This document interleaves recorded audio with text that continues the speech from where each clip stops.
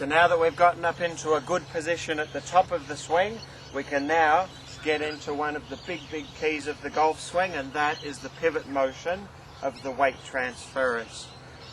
Most people will do the right thing on the backswing and get the weight nicely on the right foot, but they'll usually just leave the weight on the right foot and just hit at the ball solely with the top half of the body.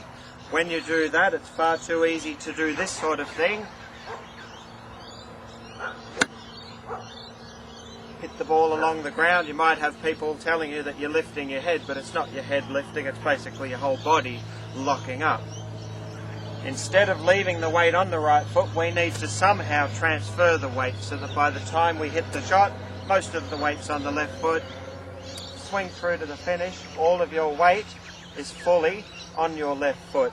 But we don't want to have to heave ourselves over onto that left foot. We don't want to make ourselves transfer our weight to the left. What we need to do is a particular type of pivot motion with the bottom half of our body. That pivot motion firstly does the weight transference for us, but more importantly, and the reason why we're doing this pivot motion, is it just keeps our body nice and stable, keeps our spine rotating perfectly, not bobbling about the place. This is why we're doing this pivot motion, is that our spine can stay nice and steady. This is a good little drill to do. Grab the club either side, pop it over your shoulders, bum out, knees bent,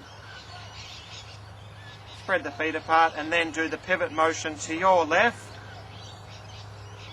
and hold your finished position and just check, are you facing your target? Are the knees together? Basically, your inner thighs should be touching each other, and is the right foot up onto the toe. Don't do what most of us initially do, and that's to force ourselves around with our shoulders.